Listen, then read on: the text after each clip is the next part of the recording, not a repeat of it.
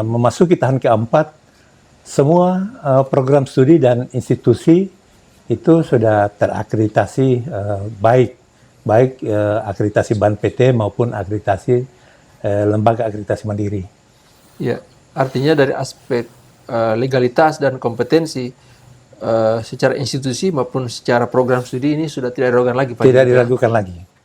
Program studi Universitas Muslim Buton sudah mencapai 13 program studi dan keseluruhan program studi sudah mendapatkan pengakuan akreditasi baik dari BAN PT maupun dari lembaga akreditasi mandiri. Sehingga kita sudah berhak untuk menyelenggarakan wisuda setiap tahun. Dan wisuda kedua, insya Allah kita akan laksanakan pada minggu keempat bulan Oktober 2024. Kita harapkan bahwa mereka begitu tamat dari UMU Buton bisa menjadi pelaku-pelaku utama, penggerak-penggerak utama ekonomi di masyarakat. Dia bukan pekerja pada perusahaan orang lain, tapi dia adalah pencipta lapangan kerja yang bisa menampung yang lain-lain. Itu harapannya sebetulnya. Artinya dia jadi motor begitu, Pak? Dia jadi motor, karena dia sudah paham, oh potensi ini yang bisa saya kembangkan, potensi ini yang saya bisa kembangkan. Dan utamanya mereka sudah paham bahwa bagaimana membeli masa depan dengan harga sekarang.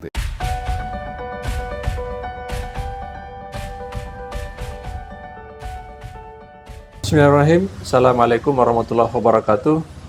Jumpa lagi kita di channel YouTube Catatan Irwan Sahamono. Kali ini kita bersama dengan Bapak Dr. Anus Haji Ibrahim Marsela MM. Beliau adalah pendiri Universitas Muslim Buton sekaligus Ketua Yayasan Pendidikan Indonesia Kepulauan Buton. Assalamualaikum Pak Haji, sehat Pak Haji? Waalaikumsalam, sehat Ya. Pak Irwan. Beliau sekarang berkiprah di dunia pendidikan. Sebelumnya beliau adalah seorang birokrat tulen yang pernah menjabat wakil wali kota Bau-Bau. Nah, karena sekarang beliau sudah begitu luar biasa dalam menggeluti dunia pendidikan, khususnya Universitas Muslim Buton, di mana UMU ini kemarin telah menamatkan atau memiliki satu angkatan alumni. Nah, sebelum sampai ke sana, mungkin Pak Haji bisa menjelaskan terkait dengan UMU Buton ini seperti apa dan latar belakang pendirian bagaimana, Pak Haji? Ya. Universitas Muslim Buton melalui proses pengusulannya melalui perjalanan yang cukup panjang sejak tahun 2015 mulai mempersiapkan dokumen-dokumen untuk usulan pendiriannya, termasuk aspek legalitas pendirian yayasannya, dan 2019 pada tanggal 20 Mei lahir keputusan Menteri Pendidikan dan Kebudayaan. Berarti secara resmi Universitas Muslim Buton telah bisa menerima mahasiswa baru sejak tahun 2019, dan itu angkatan pertama kita terima pada tahun akademik 2019-2020. Ya. Nah, tidak terasa kan UMU sekarang sudah berada pada usia yang ke-6, Pak Haji, ya? Ya. Dan tentu perjalanan panjang dari tahun pertama, kedua, ketiga, keempat, sampai ke-6, bisa diceritakan perubahan yang terjadi di UMU Buton sampai saat ini telah memasuki usia yang ke-6. Ya. Untuk periodisasi pertama untuk pendirian UMU Buton, tentu itu dalam rencana induk pengembangan Universitas Muslim Buton itu kita bagi dalam 4 tahapan. 5 tahun pertama adalah bagaimana kita memantapkan administrasi dan tata kelola daripada Universitas Muslim Buton di dalam rangka untuk memperoleh legalitas akreditasi, pengakuan akreditasi dari BAN PT dan lembaga akreditasi mandiri, dan alhamdulillah memasuki tahun keempat, semua program studi dan institusi itu sudah terakreditasi baik akreditasi BAN PT maupun akreditasi lembaga akreditasi mandiri. Ya, Artinya dari aspek legalitas dan kompetensi secara institusi maupun secara program studi ini sudah tidak diragukan lagi, Pak Haji. Tidak diragukan lagi. Ya. Ya. Nah, mungkin Pak Haji bisa ceritakan berapa jurusan sekarang yang sudah dimiliki oleh UMU Buton? Iya. Program studi bawaan dari Universitas Muslim Buton ada 8 program studi. Jadi sebetulnya agak unik juga, dalam pendirian satu universitas itu sebetulnya harus ada 4 program studi IPA, 5 program studi IPA, kemudian 5 program studi IPS. Tapi UMU Buton itu lahir dengan 8 program studi, 4 IPS dan 4 IPA. Dan memasuki tahun ke-5 itu telah bertambah 5 program studi, sehingga saat ini program studi Universitas Muslim Buton sudah mencapai 13 program studi, dan keseluruhan program studi sudah mendapatkan pengakuan akreditasi baik dari BANPT maupun dari lembaga akreditasi mandiri, sehingga kita sudah berhak untuk menyelenggarakan wisuda setiap tahun. Dan wisuda kedua insya Allah kita akan laksanakan pada minggu keempat bulan Oktober 2024. Ya, berarti bulan ini Pak Haji ya? Bulan ini. Iya. Nah, saat ini berapa jumlah mahasiswa kita di UMU Buton, Pak Haji? Saat ini UMU Buton telah memiliki mahasiswa kurang lebih 1.200 mahasiswa, dan angka ini terus bertambah karena pangkalan data itu masih terbuka terus, sehingga masih bergerak dinamis terus. Ya. Diharapkan tahun ini memang kita bisa terima 350, dan saat ini sudah mencapai angka 300 dan tersebar di 13 program studi. Dan Universitas Muslim Buton itu memiliki kampus pengembangan. Di samping kampus utama Jalan Betuambari nomor 146, juga ada kampus pengembangan Lombe, ada kampus pengembangan Pasar Wajo, dan ada kampus pengembangan Matanaube. Ketiga kampus pengembangan ini terus kita memberikan perhatian baik dari segi nilai-nilai akademik maupun bagaimana peningkatan soft skill mahasiswanya. Nah Pak Haji, kemarin kan sudah ada alumni yang pertama. Berapa boleh tahu jumlah alumni kita yang angkatan pertama kemarin? Wisuda perdana Universitas Muslim Buton itu hampir 100, 90 lebih. Ya. Untuk wisuda pertama. Kemudian pada wisuda kedua ini juga hampir 100. Sebetulnya dari segi jumlah mahasiswa, karena ini memang UMU Buton lahir di tengah di tengah pandemi, sehingga ruang gerak kita untuk melakukan marketing, promosi itu sangat terbatas sekali, dan semua kita belajar dari rumah, bekerja dari rumah pada saat pandemi. Kemudian yang kedua, saat ini untuk perguruan tinggi negeri juga membuka beberapa tahapan penerimaan mahasiswa baru, sehingga memang sangat berpengaruh juga kepada perguruan tinggi swasta yang ada.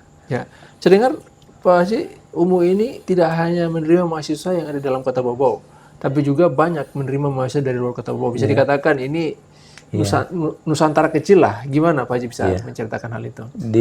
Setelah di usia memasuki tahun ke-6, semula mahasiswa-mahasiswa UMU Buton itu adalah mereka-mereka dari alumni SMA, SLA di Kepulauan Buton.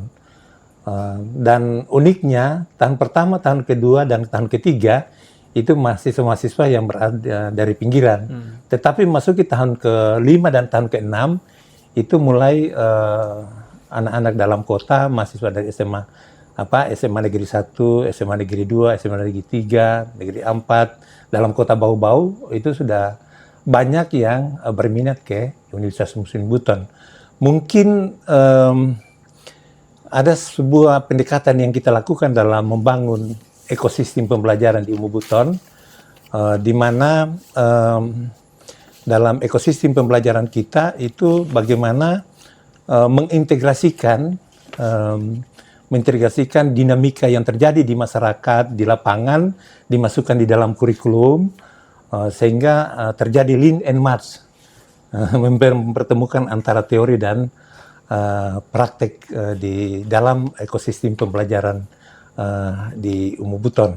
Sehingga kita berharap bahwa alumni-alumni Umu Buton dengan kita mengintegrasikan dinamika di lapangan, di masyarakat, di dalam kurikulumnya Umu Buton, kita harapkan alumni-alumni Umu Buton bisa bersaing baik secara lokal, secara regional maupun secara nasional di dalam event-event penerimaan pegawai, misalnya di PNS atau dunia usaha atau dunia industri.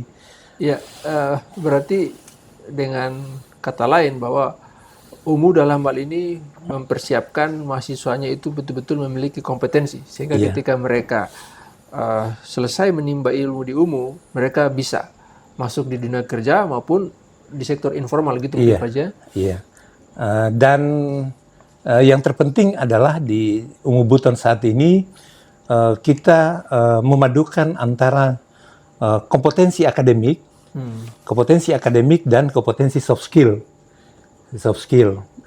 Jadi di kelas itu tekanan kita coba integrasikan nilai-nilai akademik dengan pengembangan soft skill.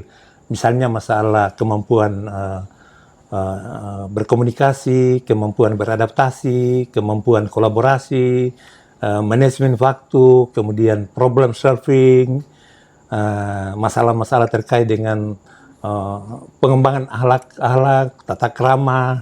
Itu yang sekarang kita bangun.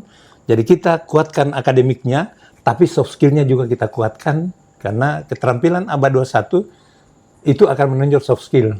Itu yang kita bangun sekarang di Umu Buton. Saya dengar juga hal yang menjadi magnet sehingga banyak mahasiswa yang ke UMU ini adalah ada juga diberikan beasiswa.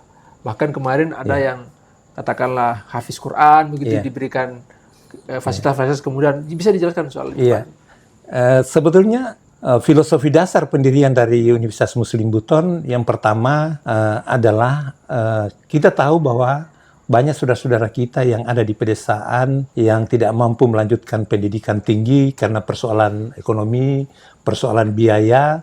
Banyak anak-anak yang berprestasi di desa-desa, di daerah-daerah terpencil, tapi karena faktor biaya dia tidak bisa melanjutkan pendidikan. Di Universitas Muslim Buton, mengapa biayanya kita usahakan serendah-rendahnya?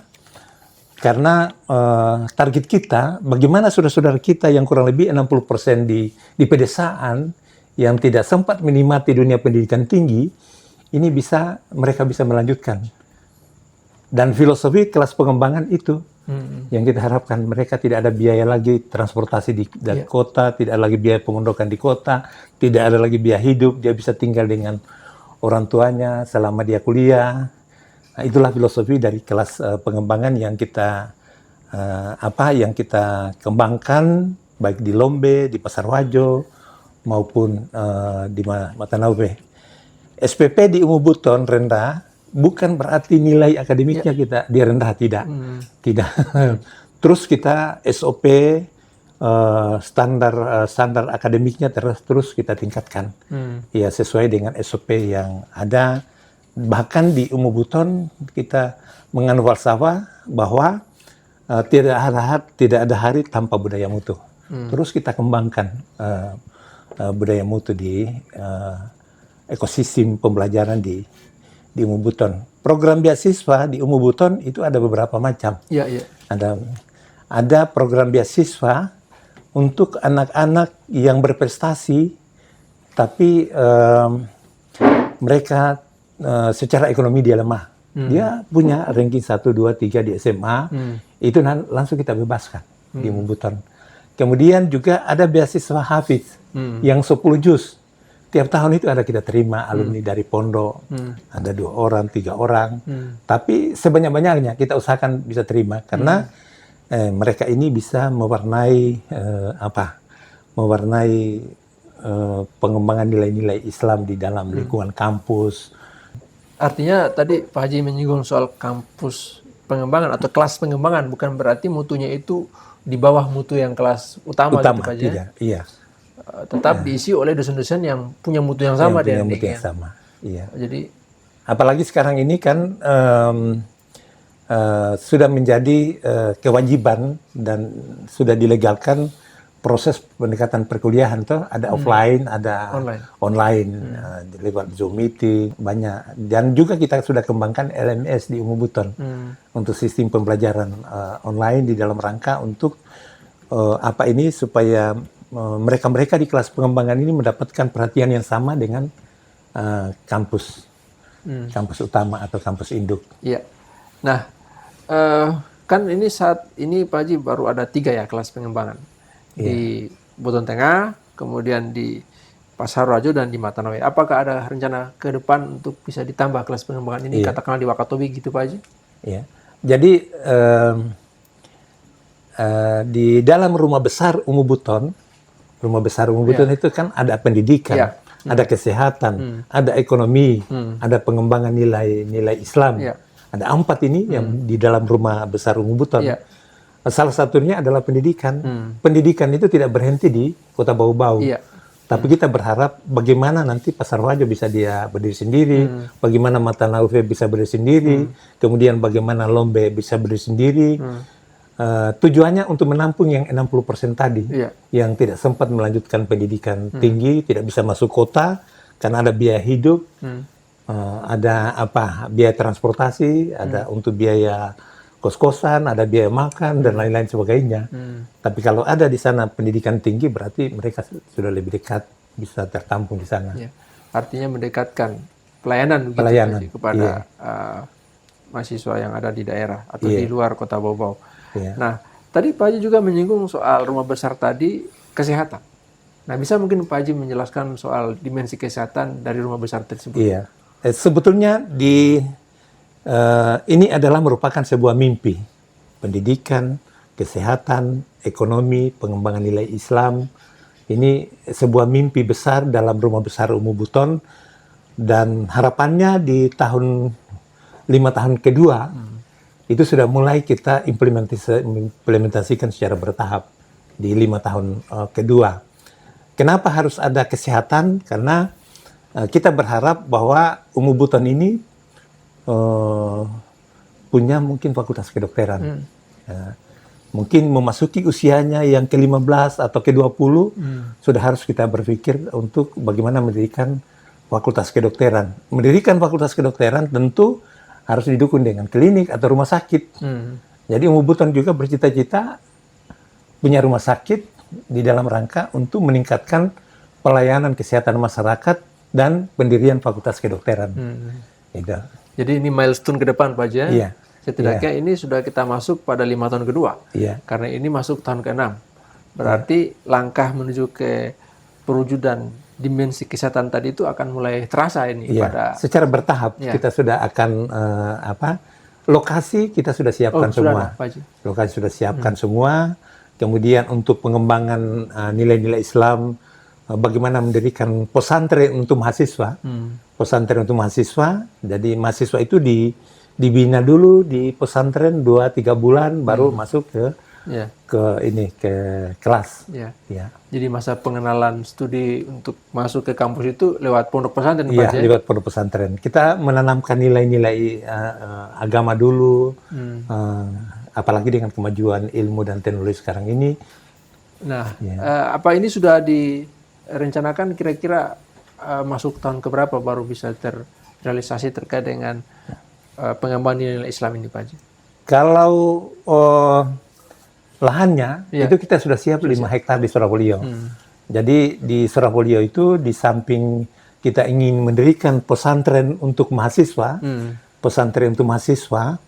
tetapi juga di sana kita bisa mengembangkan bagaimana lahan ini menjadi sebuah pertanian dalam kota. City farm di sana. Kita ingin mendirikan juga, kita tata, mungkin ada laboratorium pertanian skepton di situ.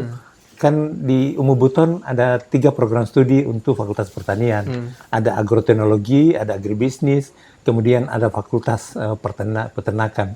Dan itu sangat layak untuk mendirikan sebuah laboratorium terpadu, bukan hanya untuk kebutuhan mahasiswa, tetapi dalam rangka untuk penelitian-penelitian pengembangan pertanian keton. Dan itu kita siapkan dalam lahan 5 hektar. 5 hektar. Jadi ada pondok-pondok untuk kita mahasiswa tadi kita bina dulu di situ selama 3 bulan. Ya.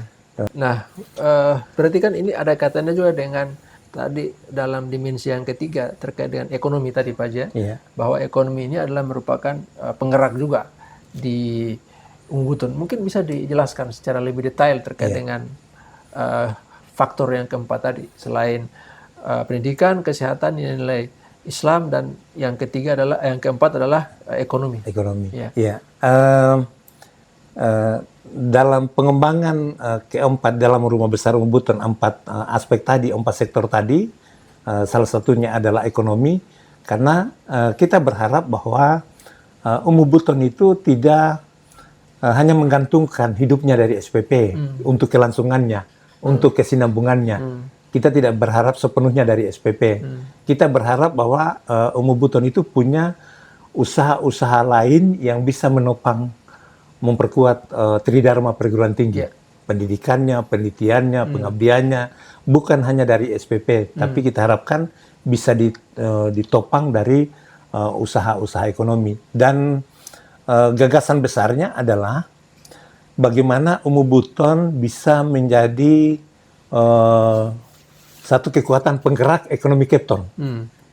Bisa ada model-model pengembangan ekonomi yang dilahirkan oleh UMU Buton, punya kreativitas dan inovasi dosen-dosennya, mahasiswanya dalam rangka bagaimana menggerakkan ekonomi, sehingga mereka-mereka yang ada di bawah ini bisa berdiri sejajar dengan mereka-mereka yang ada di atas. Kita angkat pelan-pelan, dengan lewat pemikiran-pemikiran, lewat mungkin penelitian-penelitian, lewat mungkin penyuluhan-penyuluhan yang dilakukan. Dan UMU Buton itu kita sudah tetapkan sebagai entrepreneur university. Itu sebagai kampus yang berbasis wirausaha. Mau dan tidak mau, kita sudah harus implementasikan secara bertahap. Salah satu implementasi adalah ada event tahunan namanya UMU Entrepreneur Expo. Di dalam event UMU Entrepreneur Expo ada unsur pengembangan kelestarian budaya di situ, karena ada event-event pertandingan antara sekolah yang terkait dengan budaya, pagelaran seni-tari, ada uji ketangkasan akademik juga, ada lomba cerdas cermat di dalamnya. Tetapi yang terpenting di situ adalah ada sebuah forum yang diciptakan oleh UMU Buton, Persatuan Saudagar Buton, PSB. Dan nanti PSB ini ketiga, tahun depan. Sudah tahun ketiga kita dengar. Pertemuan Saudagar Buton. Memang saat ini baru lingkup keton. Tetapi kita berharap setelah UMU Buton sejalan dengan pertumbuhannya, perkembangannya, maka mungkin kita berharap bahwa event ini bisa bekerja sama dengan pemerintah daerah, kabupaten kota, sekepton, atau dengan pemerintah provinsi, untuk bisa menghadirkan orang-orang Buton yang sukses dari luar. Mari kita duduk satu meja membahas tentang daerah kita ini, Buton ini, apa yang bisa mereka kontribusi, mereka sudah sukses di luar, bagaimana bisa berkontribusi terhadap pengembangan UKM-UKM yang masih relatif kecil, di wilayah Kota Bau-Bau dan sekitarnya itu. Nah, Pak Haji tadi menarik ini menyinggung soal Entrepreneur University. Nah, berarti kan ada kurikulum yang memang disiapkan untuk bagaimana mahasiswa itu memiliki jiwa entrepreneur. Apakah itu dimiliki oleh UMU Buton, Pak Haji? Sejak kelahiran Universitas Muslim Buton itu sudah kita mendesain sebuah kurikulum yang bagaimana memberikan pemahaman kepada seluruh mahasiswa Umum Buton, bukan hanya Fakultas Ekonomi dan Bisnis yang ada di program studi kewirausahaan, di program studi manajemen real dan program studi perdagangan internasional, tetapi 13 program studi itu mendapatkan perkuatan dalam bagaimana memahami tentang potensi bisnis dan usaha setelah mereka nanti keluar dari Umum Buton. Bagaimana memahami proses-proses marketing secara digital, kemudian bagaimana mereka memahami proses-proses akuntansi, itu kita berikan secara umum, dan itu langsung kita integrasikan juga di dalam kurikulum. Di kurikulum mereka akan mendapatkan pembelajaran kewirausahaan 1, 2, 3 untuk seluruh program studi, bukan hanya pada lingkup Fakultas Ekonomi dan Bisnis. Kemudian di Universitas Muslim Buton, sejak kita dirikan, itu ada sebuah lembaga. Ada sebuah lembaga namanya Direktorat Indonesia Buton Institute, atau biasa disingkat IBI Umum Buton, Direktorat IBI Umum Buton. Lembaga ini memberikan keterampilan-keterampilan dasar yang dibutuhkan di abad 21. Satu contoh misalnya, di bawah IBI Umum Buton, Indonesia Buton Institute itu ada divisi Entrepreneur Center, gitu. Ada divisi English Student Activity, ada divisi Digital Teknologi, ada 3 di dalamnya. Untuk Entrepreneur Center ini diimplementasikan dalam bentuk program pengusaha mengajar, program pengusaha mengajar. Jadi orang-orang praktisi kita masukkan di kampus, dan mereka mengajar di depan mahasiswa, semacam studium general. Iya, studium general. Sharing session di situ, diskusi, tukar ide, tukar gagasan. Ini mahasiswa dengan pengusaha-pengusaha sukses, di mana pengusaha-pengusaha sukses yang kita undang ini, mereka menceritakan kenapa dia sampai ke situ dan berapa kali mengalami kegagalan untuk memotivasi mahasiswa ini. Jadi ada namanya program pengusaha mengajar atau Entrepreneur Wanted. Di Umum Buton itu ada Entrepreneur Wanted, dan di Entrepreneur Wanted itu ada berbagai macam komunitas yang bergerak di bidang UKM masuk dan memberikan pencerahan kepada mahasiswa. Kemudian dalam perkuatan bahasa Inggris ada namanya English Student Activity. Diimplementasikan dalam bentuk ETP, English Tutorial Program. Ada ETP untuk dosen, dengan harapan tahun sekian dosen umum semua sudah harus bisa bahasa Inggris. Dan tahun sekian seluruh alumni Umum Buton dia harus paham tentang bahasa Inggris, harus bisa bahasa Inggris. Harus mengerti bagaimana membangun usaha, harus mengerti bagaimana bisa berbahasa Inggris, kemudian harus mengerti sedikit tentang digital marketing, teknologi. Itu. Jadi 3 keterampilan itu yang menjadi dasar pembentukan dari Direktorat Indonesia Buton Institute. Dan kita sudah hitung-hitung, oh ternyata pemahaman wirausaha, bahasa Inggris, kemudian teknologi, 3 keterampilan ini saya kira ditambah dengan soft skill tadi yang saya sebutkan, saya kira alumni Umum Buton akan memiliki kompetensi yang unggul. Ya, artinya mereka siap pakai gitu siap Pak pakai, Haji. iya. Nah ini kan menarik Pak Haji, menyinggung soal Entrepreneur University dan tadi ada 3 divisi Entrepreneur Center, kemudian English Student dan Digital tadi. Nah kita tahu kan bahwa ini adalah kota yang coraknya itu perdagangan dan jasa. Iya. Nah, gimana Pak Haji melihat karakter dan corak Kota Bau sebagai kota yang memiliki kelebihan di aspek perdagangan dan jasa dan keunggulan komparatif yang dimiliki oleh Umum Buton ini? Iya. Sebetulnya nanti Umum Buton itu kita berharap bisa mewarnai ekosistem pembangunan di Cape Town dan terkhusus di Kota Bau-Bau. Terkhusus di Kota Bau-Bau. Kita sudah tahu bahwa Bau-Bau itu memiliki potensi dagang, memiliki potensi jasa, memiliki potensi budaya dan pariwisata, dan Bau-Bau sangat memungkinkan dikembangkan sebagai kota industri. Kota industri. Dan yang kelima, Bau-Bau itu adalah kota pendidikan.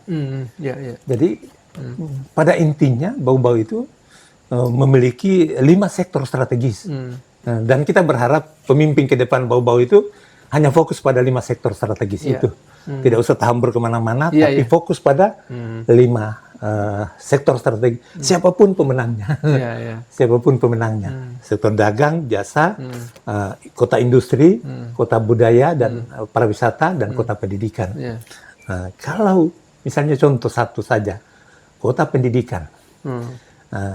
Kalau ada mahasiswa di kota Bau-Bau yang dilahirkan oleh Umu Buton, yang dilahirkan oleh Unidayan, yang dilahirkan oleh UMB, katakanlah ada 20.000, 20.000 kali 1 juta setiap bulan dikirimi orang tuanya, berarti ada kurang lebih 20 miliar dari sektor pendidikan. Dia bisa hidup kos-kosan, dia hidup transportasi, ini penjual sayur, penjual ikan, dia hidup juga. Ya, jadi dapat berkontribusi terhadap PDRB Kota Bau-Bau dari sektor pendidikan. Itu satu contoh kecil. Belum kita bicara misalnya bagaimana dagang, jasa, bagaimana Bau-Bau bisa menjadi kota industri, budaya pariwisata. Ini kan bisa dikatakan bahwa Umu Buton itu memang mempersiapkan ekosistem dari kampus, kemudian berinteraksi dengan luar kampus, sampai tadi itu ada juga pertemuan saudagar Buton. Dan ini rencananya tahun depan akan digagas saudagar Buton yang ketiga. Nah, terkait dengan milestone untuk menuju kepada pertemuan saudagar Buton yang ketiga, apa yang Pak Haji lihat dari kegiatan itu, kalau itu dikaitkan dengan kepentingan pengembangan mahasiswa ke depan dan Kepton khususnya? Sebetulnya dalam kaitan dengan Umu Buton, karena kita punya gagasan dasar Umu Buton itu kita jadikan sebagai kampus yang berbasis entrepreneur.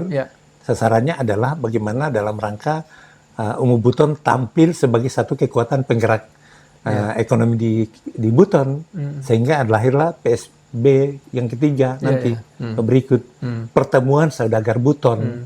Ada sebuah sharing session di situ.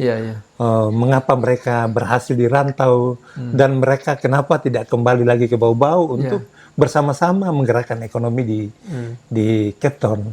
Banyak orang Buton yang sukses di luar sana. Dan harapan kita Umu itu bisa menjadi sebuah agen perubahan.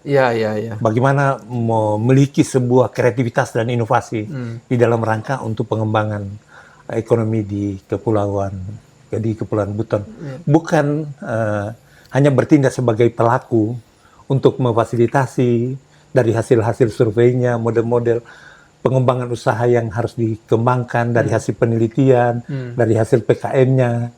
Kita akan menemukan model-model pengembangan. Akhirnya lahir sebuah kreativitas dan inovasi apa yang harus bisa kita sumbangkan kepada pemerintah daerah. Tapi kan di sini menarik juga Pak Haji, terkait dengan pertemuan saudagar Buton itu juga kita melihat orang Buton dari aspek diaspora kita. Nah, diaspora kita kan ini luar biasa di luar sana.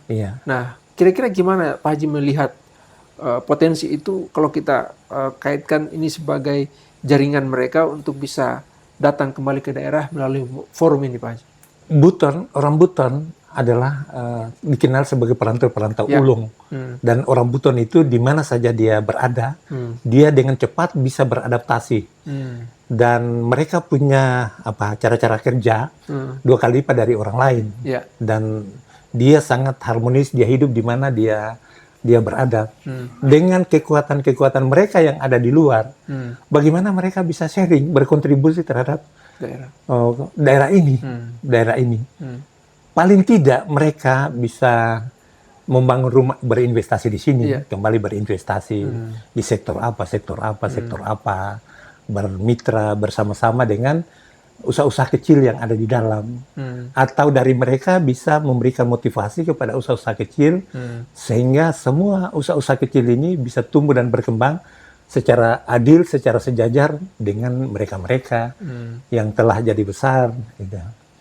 Dan harapannya sebetulnya begini, dari total penduduk Cape Town yang bergerak di bidang entrepreneur itu relatif sedikit. Iya, betul. Jumlahnya mungkin belum cukup 2% Iya. dari total penduduk Cape Town. Betul. Dan kita berharap bahwa dengan banyaknya UMKM, pelaku-pelaku usaha, pelaku-pelaku ekonomi, pelaku-pelaku industri kecil makin besar jumlahnya, berarti sebuah instrumen bahwa daerah itu akan tumbuh dan berkembang secara cepat dan akan keluar dari keterbelakangan. Makin besar orang bergerak di bidang entrepreneur dan bisnis, makin dia akan keluar dari keterbelakangan, dari kemiskinan, dia akan terangkat. Dia akan hidup sejajar dan adil dengan mereka-mereka yang sudah di atas. Iya. Itu. Artinya Pak Haji mau katakan bahwa orang Buton itu sebenarnya punya talenta entrepreneur. Iya, iya. Dan inilah ruang yang dimasuki oleh Umu Buton untuk bagaimana Iya. agar mereka itu punya nilai akademis dengan itu semua. Iya. Nah, sehingga ketika mereka tamat, mereka sudah bisa menjadi pelaku. Menjadi pelaku, iya. Jadi tidak hanya dari aspek talenta saja, tapi juga mereka sudah punya pemahaman secara akademik soal itu. Iya. Nah, gimana Pak Haji melihat kemampuan tadi secara talenta dan kondisi akademis Umu Buton untuk menciptakan mereka sehingga mereka siap pakai ketika tamat di UMU nanti? Iya. Saya sering mengatakan kepada mahasiswa Umu Buton dari semua program studi, kalau di dalam pertemuan forum-forum atau pada saat saya mengajar di kelas, saya sering mengatakan kepada mereka bahwa kuliah di Umu Buton itu kita tidak persiapkan untuk menjadi PNS. Karena ruang untuk menjadi PNS itu sangat terbatas. Betul. Satu kursi diperebutkan oleh puluhan ribu orang, satu kursi. Betul. Untuk menjadi P3 untuk PNS. Oleh sebab itu, kita berharap bahwa mahasiswa Umu Buton kita berikan keterampilan, misalnya entrepreneur atau soft skill. Kita harapkan bahwa mereka begitu tamat dari Umu Buton bisa menjadi pelaku-pelaku utama, penggerak-penggerak utama ekonomi di masyarakat. Dia bukan pekerja pada perusahaan orang lain, tapi dia adalah pencipta lapangan kerja yang bisa menampung yang lain-lain. Itu harapannya sebetulnya. Artinya dia jadi motor begitu Pak? Dia jadi motor, karena dia sudah paham, oh potensi ini yang bisa saya kembangkan, potensi ini yang saya bisa kembangkan. Dan utamanya mereka sudah paham bahwa bagaimana membeli masa depan dengan harga sekarang. Dia ngerti bahwa saya ada di sini, saya beli ini sekarang, dan saya sudah tahu bahwa 20 tahun, 5 tahun yang akan datang akan begini jadinya. Membeli masa depan dengan harga sekarang. Nah ini menarik ini Pak Haji, quote-nya, membeli masa depan dengan harga sekarang. Nah, hanya kalau kita lihat kan problematika kita ini pada sektor kapital atau modal. Nah gimana? Apakah Umu Buton sampai ke sana juga atau gimana itu untuk bisa mereka ini tidak hanya memiliki kemampuan hanya tapi juga ketika ada problematika seperti ini bisa terpecahkan? Walaupun alumninya masih relatif terbatas, tetapi kita alumni-alumni itu coba kita himpun, kemudian mereka akan bergabung yang di dalam satu klub, Umu Entrepreneur Club. Di dalam Umu Entrepreneur Club ini mereka akan mendapatkan akses modal. Mereka akan mendapatkan akses peningkatan pengetahuan dan keterampilan. Mereka akan mendapatkan akses marketing dan promosi. Karena nanti pada akhirnya alumni umum kan akan mencapai ratusan, akan mencapai ribuan, dan di dalamnya itu ada akses, 3 akses tadi. Dan dari sekarang kita sudah melakukan kerjasama dengan lembaga perbankan. Ada beberapa perbankan yang sudah kita kerjasama sehingga SPP-nya itu kita sebar di beberapa perbankan. Tujuannya itu adalah dalam rangka untuk kalau ada alumni UMU membangun startup tuh, usaha awal, kita bisa lakukan rekomendasi dengan mereka, dengan lembaga perbankan. Tetapi yang kita bentuk mereka sekarang ini, skill yang kita bentuk di Umu Buton itu faktor modal adalah urutan keempat. Urutan keempat. Yang kita bentuk adalah pertama adalah bagaimana nanti bisa nanti setelah di lapangan dia keluar dari zona nyaman dan bisa keluar bekerja 2 kali lipat dari yang lain. Ya, bagaimana bisa memanage waktunya dengan baik, bagaimana bisa membangun kolaborasi dengan baik, bagaimana mereka punya kemampuan komunikasi, kemampuan komunikasi yang baik, bagaimana dia punya integritas. Dengan dia memiliki integritas, kemudian memiliki kemampuan komunikasi, dia bisa menjual idenya, gagasannya, tapi integritasnya kita bentuk. Mentalitasnya, militansinya. Jadi kalau dia punya mentalitas, militansi, semangat, jiwa korsanya yang tinggi, itu modal betul tadi. Jadi faktor yang keempat. Kalau ini jadi faktor yang pertama, akhirnya tidak bisa kerja. Tidak bisa kerja, harus ada modal dulu baru bisa kerja. Betul, ya, ini luar biasa. Nah, Pak Haji tadi menyinggung kembali terkait dengan quote bahwa membeli masa depan dengan harga sekarang. Berarti kan Ungu ini punya masa depan atau punya rencana jangka panjang. Nah, bisa Pak Haji ceritakan soal hal tersebut? Satu contoh sebuah statement bahwa membeli masa depan dengan harga sekarang. Contoh misalnya Mira. Mira. Dulu waktu saya beli lahan Mira, Hotel Mira, itu diketahui sama teman-teman di Pemda. Untuk apa Pak Ibrahim beli tanah tempat buang air besarnya orang setiap pagi di situ? Dan dia sangat terpencil sekali. Tapi saya sudah membayangkan bahwa ini lokasi cukup strategis. Didukung dengan daya dukung alam, pemandangan yang bagus. Pemandangan yang bagus dan sekali waktu nanti punya harga yang mahal. Karena view-nya luar biasa. Saya akan bangun penginapan di sana. Nanti 5 tahun ke depan. Akhirnya dengan dari harga hanya 7 juta, itu kan bisa bernilai miliaran. Itu maksudnya membeli masa depan dengan harga sekarang. Ya seperti Ungu Buton juga. Saya sudah bayangkan kenapa harus saya bikin universitas. Dan nanti mahasiswa Ungu Buton kan 4.000, 5.000. Berarti ada berapa besar uang berputar di situ. Bagaimana bisa dimanfaatkan untuk 4 rumah besar tadi. Pendidikan, kesehatan, ekonomi.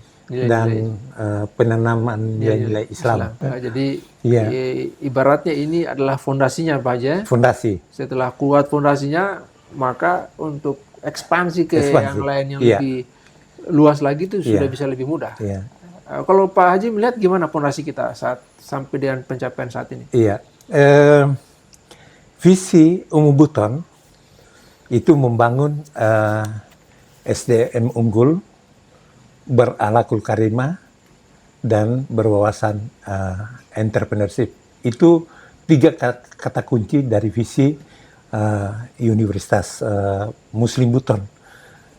Dari visi ini diterjemahkan dalam 4 tahapan sampai 2040. 5 tahun pertama Ungu Buton itu ada di mana? 5 tahun kedua Ungu Buton ada di mana? 5 tahun pertama itu tercapai target bahwa kita memantapkan administrasi dulu, memantapkan tata kelola dulu 5 tahun pertama, mengejar dulu akreditasi baik 5 tahun pertama. Itu kita capai. Nah, berarti sekarang ini menuju 5 tahun kedua. Ungu Buton. Betul. Bagaimana melahirkan SDM unggul tadi? Unggul dalam berbagai misalnya di nilai-nilai akademiknya, pendidikannya, penelitiannya, PKM-nya, itu dia bisa melahirkan alumni-alumni yang memiliki kompetensi global, kompetensi yang tinggi, itu. Ya artinya tadi Pak Haji menyinggung soal kompetensi global. Kita ada di lokal. Artinya walaupun kita ada di lokal, tapi kita punya kompetensi global. Nah, untuk bisa mensinkronkan ini, walaupun kita ada di lokal, tapi kita punya kompetensi global, apa yang akan dilakukan oleh Ungu Buton, Pak Haji? Di era ini, di Ungu Buton itu kita sudah mempersiapkan bahwa untuk bisa bersaing Ungu Buton, bisa sejajar dengan yang lain-lain, itu tidak ada alternatif lain kecuali bagaimana kampus itu harus berbasis IT. Itu yang pertama dulu. Itu Ungu Buton harus berbasis IT. Ini yang sedang kita rancang. Sehingga proses-proses administrasi berbasis IT, proses-proses akademik berbasis IT. Itu lagi kita rancang. Kemudian yang kedua, mempersiapkan dosen-dosennya. itu mempersiapkan dosen-dosennya. Kita buka selebar-lebarnya untuk mereka bisa mengikuti seleksi di berbagai sumber dana untuk bisa S3. Untuk bisa S3. Kita buka selebar-lebarnya. Dan insya Allah dalam waktu singkat lagi ini akan ada 2 orang lagi kembali menyelesaikan studinya S3, doktor, program doktor. Dan terus kita dorong. Dan nanti dari pihak yayasan sejalan dengan pertumbuhan jumlah mahasiswa juga kita akan dorong dari yayasan. Sehingga kita sudah punya target bahwa tahun sekian setiap program studi sudah memiliki S3, doktor. Kemudian di dalam rangka untuk mempersiapkan di era global ini, salah satunya adalah tadi bagaimana alumni-alumni Umu Buton itu atau dosen-dosen bisa bercakap dalam bahasa Inggris. Karena itu adalah kebutuhan akademi. Bahasa Inggris sudah merupakan sesuatu yang mutlak, yang harus dimiliki oleh seluruh sivitas akademika Umu Buton. Sehingga bisa bersaing ke depan. Ya, berarti mereka punya kemampuan IT, tapi tidak gaptek, begitu ya? Tidak gaptek dan punya kemampuan bahasa Inggris. Jadi walaupun dia ada di sini, tapi dia punya kompetensi global dengan 4 hal tadi. Nah, Pak Haji tadi menyinggung soal dosen. Nah, mungkin bisa diceritakan soal dosen yang ada di UMU ini sehingga ini bisa diketahui oleh publik, sehingga bisa mereka lebih, oh rupanya Umu Buton ini walaupun usianya masih umur 6 tahun, tapi mereka sudah punya tenaga pengajar yang berkualitas. Bisa dijelaskan mungkin Pak Haji? Sangat bervariasi. SDM dosen di Umu Buton itu sangat bervariasi. Sebagian besar berasal dari perguruan tinggi favorit yang ada di Jawa, yang ada di Makassar, itu sebagian besar. Tapi juga ada sebagian dari alumni-alumni perguruan tinggi swasta yang ada di Makassar, yang ada di Jawa, dan mereka memiliki keunggulan masing-masing. Ternyata faktor perguruan tinggi itu tidak terlalu besar pengaruhnya, lebih kepada apa? Lebih kepada persoalan-persoalan integritasnya, lebih kepada persoalan-persoalan kemampuan komunikasinya, tata keramanya, akhlaknya, karakternya, manajemen waktunya, itu. Nilai-nilai akademik tetap menjadi standar. Tapi sebetulnya pengalaman di lapangan, banyak sekali orang-orang yang punya nilai akademik rendah, tapi dia sukses. Dia bisa jadi pengusaha tarif besar, bisa jadi kepala daerah, dia sukses. Padahal dia dari perguruan tinggi yang biasa-biasa juga. Kemudian nilai akademinya biasa-biasa juga, mungkin di bawah standar. Tapi karena soft skill-nya kuat, maka dia sukses.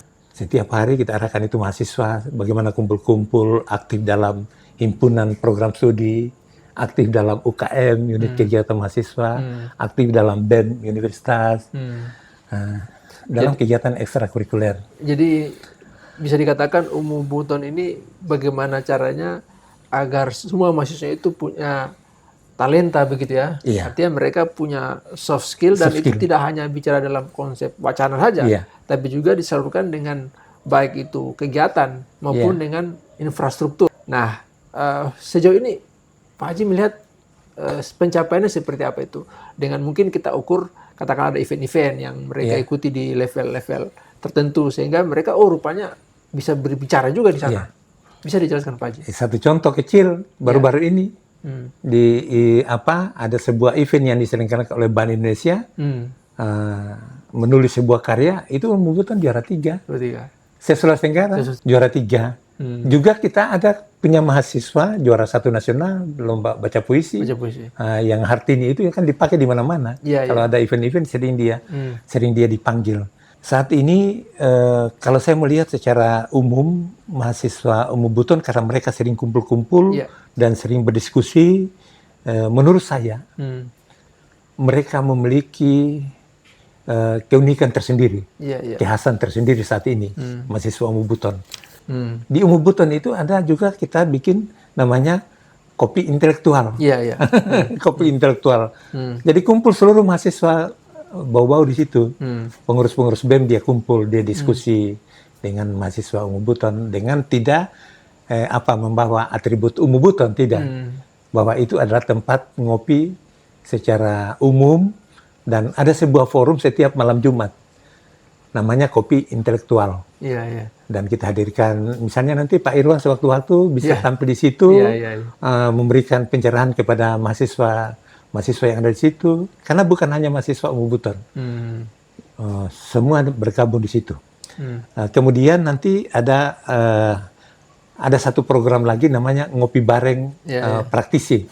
Ini kita mau luncurkan ini dalam waktu singkat. Oh, baru Pak ya? Baru kita mau luncurkan Ngopi Bareng Praktisi. Praktisi di bidang apa saja. Gitu. Semuanya arahnya di dalam rangka membentuk karakter mahasiswa. Itu semuanya arahnya dalam rangka membentuk karakter, kemampuan komunikasinya, kemampuan kolaborasi. Kumpul-kumpul kan berarti ada unsur kerjasama situ. Iya, betul. Dia biasa bisa kemampuan adaptasi. Dengan dia kumpul, ya kemampuan adaptasinya pasti tinggi. Kemampuan komunikasinya pasti tinggi. Gitu. Dan bicara soal komunikasi, kolaborasi, adaptasi, ini 3 hal yang penting yang harus dimiliki oleh kita saat nilai ini. akademik enggak apa-apa, biasa-biasa saja. Tapi 3 hal ini harus dimiliki. Betul. Dan inilah yang dibentuk ekosistem ini oleh Ungu Buton. Sehingga dengan adanya ekosistem ini mereka punya karakter. Dan dari karakter itu mereka punya habit atau kebiasaan.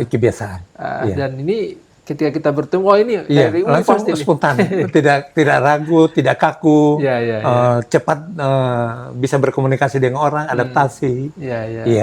Nah, Pak Haji melihat tantangannya di mana ini dengan kondisi yang baru berusia tahun ke-6 ini dengan penciptaan karakter seperti ini. Mahasiswa Ungu Buton relatif berasal dari mereka-mereka saudara-saudara kita yang kurang mampu secara ekonomi. Pertama mereka itu rasa kepercayaan diri relatif rendah. Juga dari nilai-nilai akademik dia memerlukan perhatian khusus dari kelompok masyarakat saudara-saudara kita ini, adik-adik kita dari lapis bawah ini.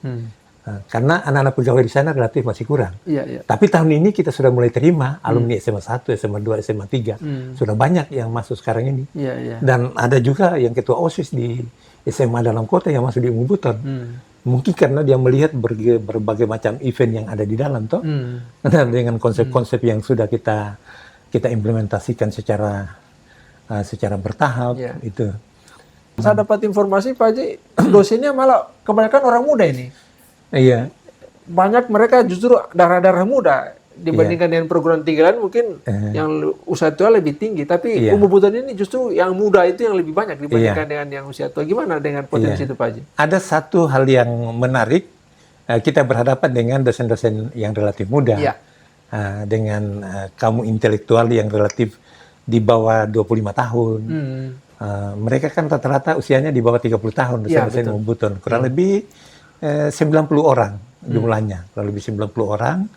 Tetapi memang ada keuntungan, ada kekuatan dan juga ada kelemahan. Satu, karena mereka itu hidup di dalam alam teknologi yang saat ini kita tahu bahwa mereka tidak mau lagi pada pekerjaan-pekerjaan formal yang usia 30 ke bawah.